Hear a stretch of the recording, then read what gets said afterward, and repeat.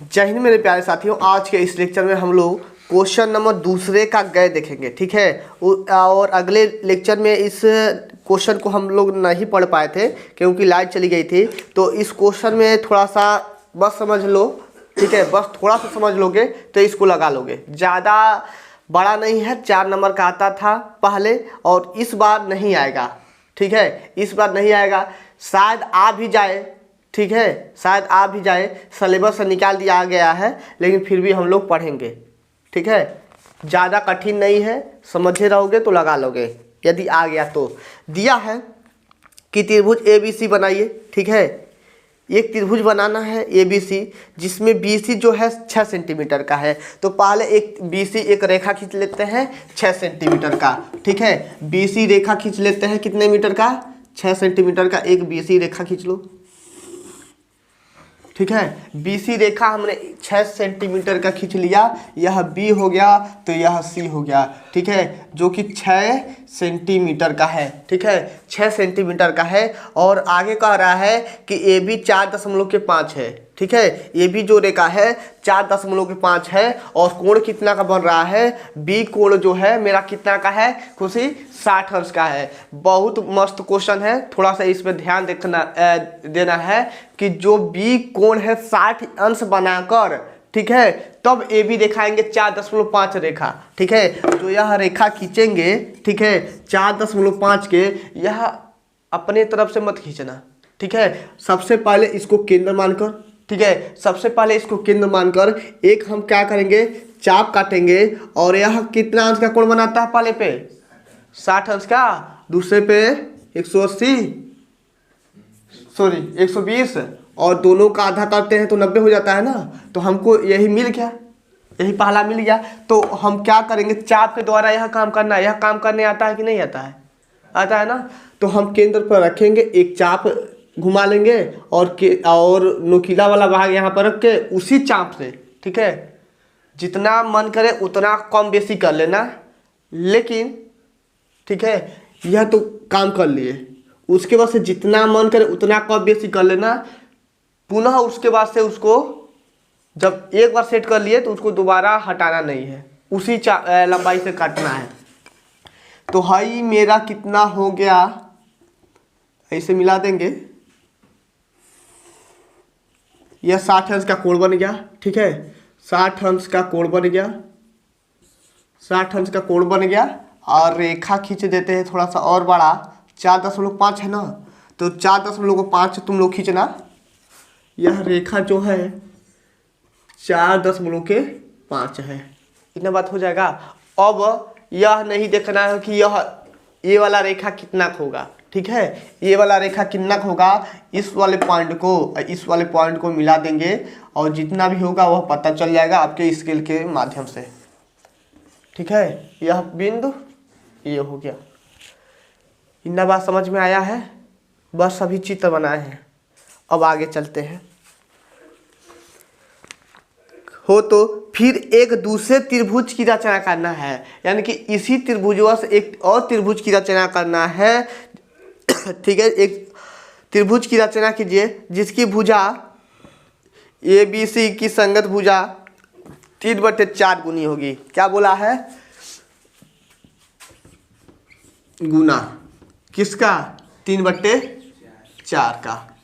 बहुत बड़ा, यहाँ पर थोड़ा सा बस समझना, इसको बना लोगे उम्मीद करते हैं, लेकिन इस पर देखना गुना वाला पे, ठीक है, गुना वाला फोकस रहे। यदि मेरा हर बड़ा रहेगा, क्या रहेगा? बड़ा है। यदि मेरा हर बड़ा है तो त्रिभुज के अंदर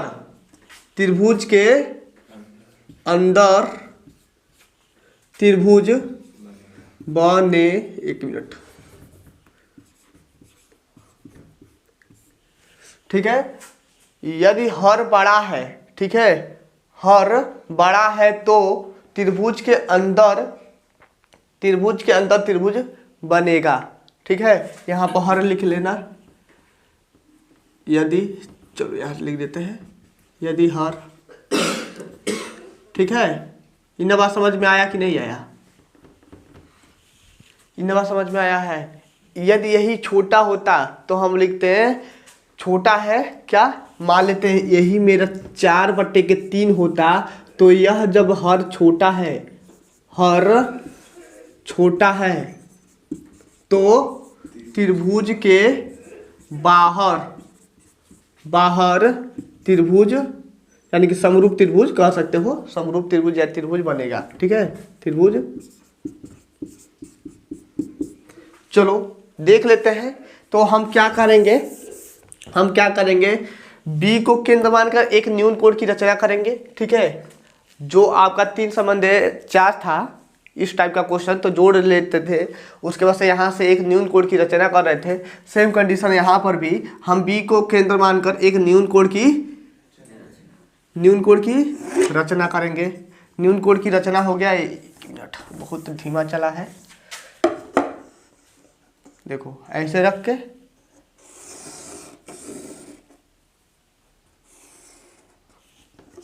ठीक है, एक न्यून कोण की रचना किया और इसको हम x मान लेते हैं। ठीक है, जो सबसे बड़ा है 3/4 में कि कौन सा बड़ा है, कौन अंक बड़ा है, 4 ना। सबसे बड़ा कौन सा है, 4 है, तो 4 बराबर भागों में बांट लेना। जब हमारा 3 संबंधी 4 था तो हम क्या कर रहे थे, जोड़ दे रहे थे, 3 और 4 7। ठीक है, और जो सबसे बड़ा रहेगा जब गुना का बात करते 3/4 है। ठीक है, जब गुना का बात करते तो देखेंगे सबसे बड़ा अंक कौन सा है, तो 4 है, तो 4 बराबर भागों में काटना। ठीक है, 4 बराबर भागों में हमने काट लिया। B1 B2 B3 B4 इतना काम कर सकते हो, ना। सेम कंडीशन वही, B4 को C से मिलाया। ठीक है, B4 को C से मिलाया,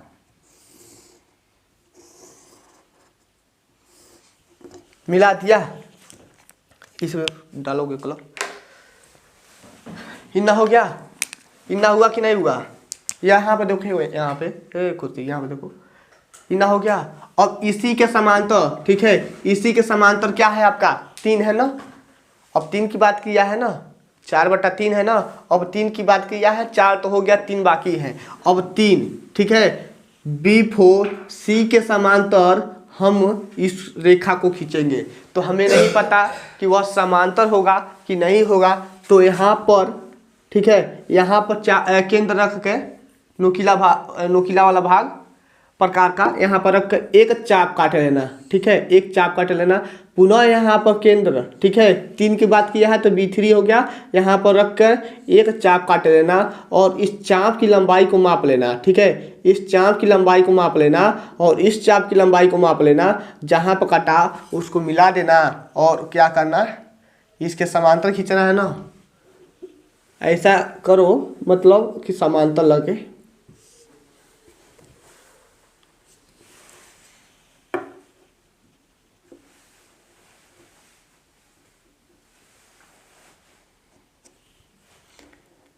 नहीं लगेगा।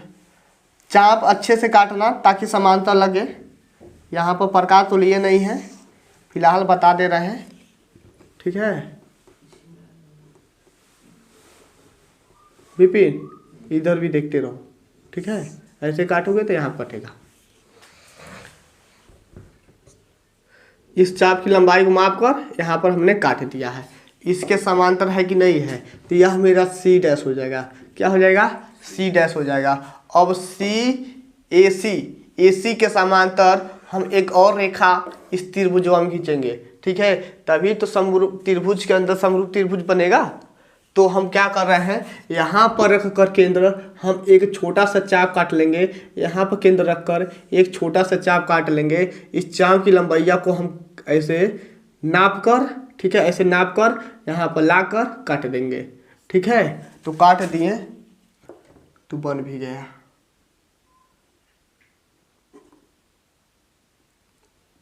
चलो इससे हम क्या करेंगे, इसको मिला देंगे। 1 मिनट, यह गलत हो गया है कटिंग। नाप कर काटना, ठीक है, बस हम हिंट कर रहे हैं समझाने का।